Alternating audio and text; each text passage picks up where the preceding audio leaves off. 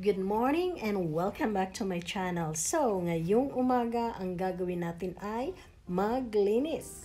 Maglinis sa bedroom ng aking anak. She moved out last week dahil nag-college na siya. So, ang naiwan ay ang napakakalat nga na kwarto niya.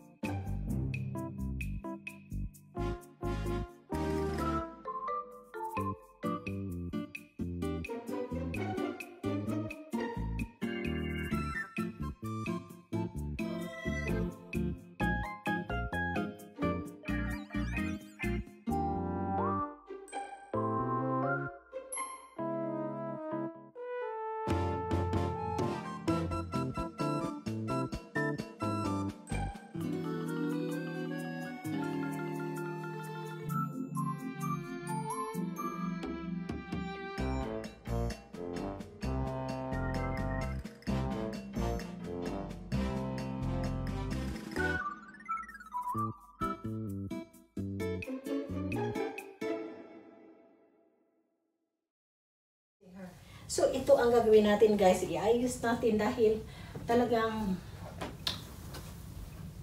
hindi talaga niya inayos yung mga damit niya. Oh my gosh.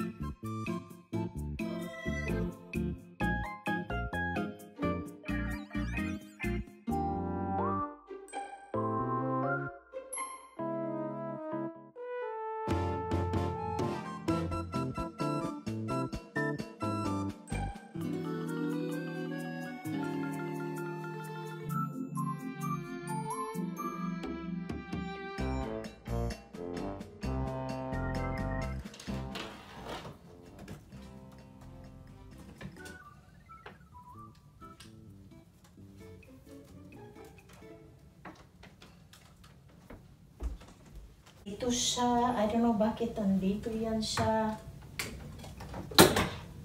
Siguro while lying down, dyan i-charge yung ano niya. Yung temper niya. Oh my gosh. So,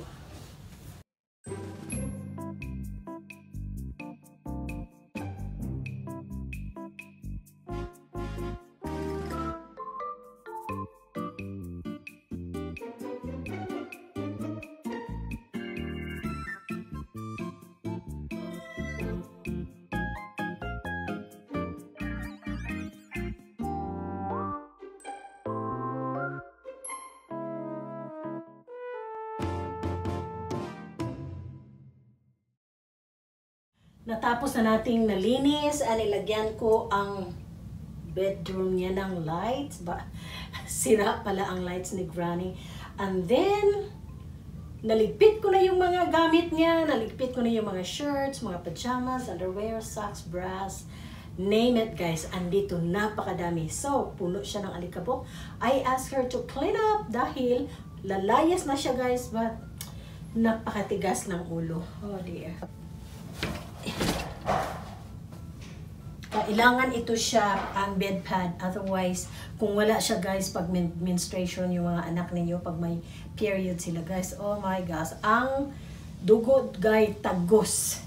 So, dapat meron tayong bed pads.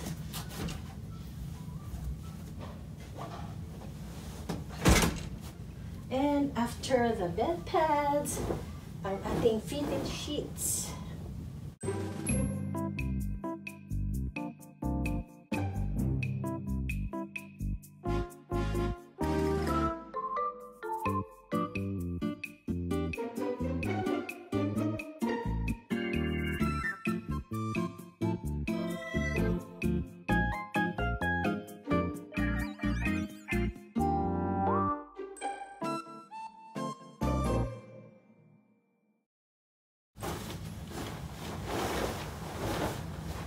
Hindi niya dinala yung jubi niya dahil summer daw. Well, napakainit dahil summer. So siguro by October, pag pupunta kami doon, dalhin namin ito siya.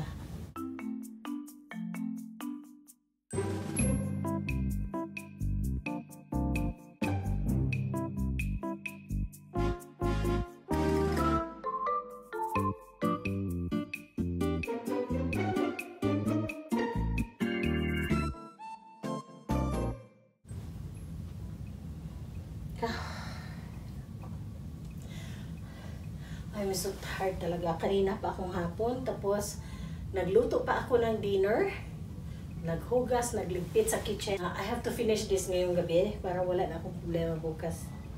Malinis na. Parang wala na yung ano mo, di ba?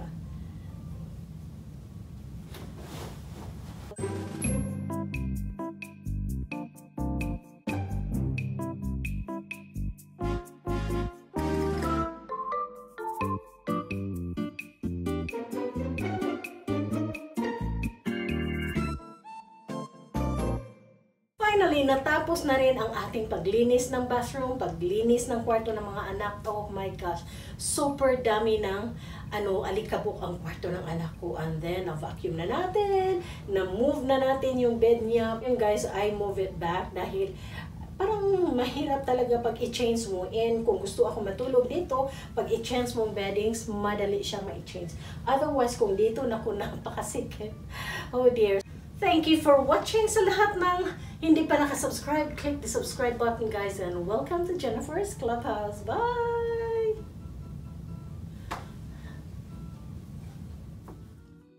So finally, we're done cleaning up my daughter's bedroom. Happy siya sa kanyang college dormitory, guys, dahil dalawa sila. Hopefully, hindi siya doon makal.